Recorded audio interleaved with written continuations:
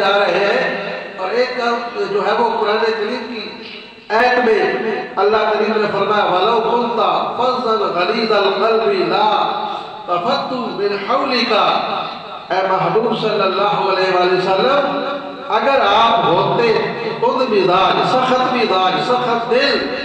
تو یہ جو آپ کے پاس اتنے زیادہ لوگ بیٹھے ہوئے ہیں کہ نہ ہوتے، آپ کا اگر مزاج، آپ کا اخلاق سخت ہوتا۔ آج ہمارے اخلاق انتہائی سخت ہے، اولاد کے حوالے سے، اپنی بیوی کے حوالے سے،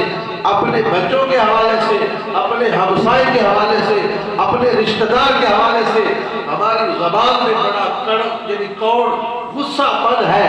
ہمارے اندر اخلاقیات نہیں ہے۔ تو نبی پاک صلی اللہ علیہ وسلم قرآن فرما رہا ہے کہ محبوب اگر آپ غصے والے ہوتے، آپ کا دل سخت ہوتا، تو یہ جو آپ کے دائیں بائیں اتنے لوگ سمندر کی طرح بیٹھے ہوئے ہیں، یہ آپ کے پاس نہ ہوتے، یہ کہیں اور ہوتے۔ یہ آپ کا اخلاق کریمانہ ہے، یہ آپ کی محبت اور شفقت اور پیار کی بدولت جو آپ کے مزاج میں نرمی ہے، اسی وجہ سے آپ کے دائیں بائیں یہ بیٹھے ہوئے ہیں۔ تو نبی پاک صلی اللہ علیہ وآلہ وسلم نے فرمایا آدمی اچھے اخلاق کی وجہ سے، زبان کی خوبصورتی کی وجہ سے، زبان کی مٹھاس کی وجہ سے اس بندے کے درجے کو پہنچ جاتا ہے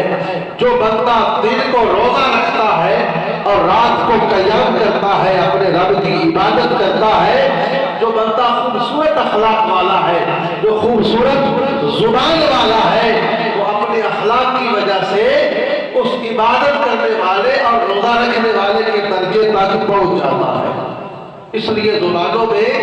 مٹھاس لائی جائے، گھر کے معاملات میں، بہنوں کے معاملات میں، ماں کے معاملات، باپ کے ساتھ رویہ، ہمسائے کے ساتھ رویہ، رشتہ دار کے ساتھ رویہ، آپ کی زبان میں مٹھاس ہوگی تو پھر معاملات سیدھے ہو جائیں گے۔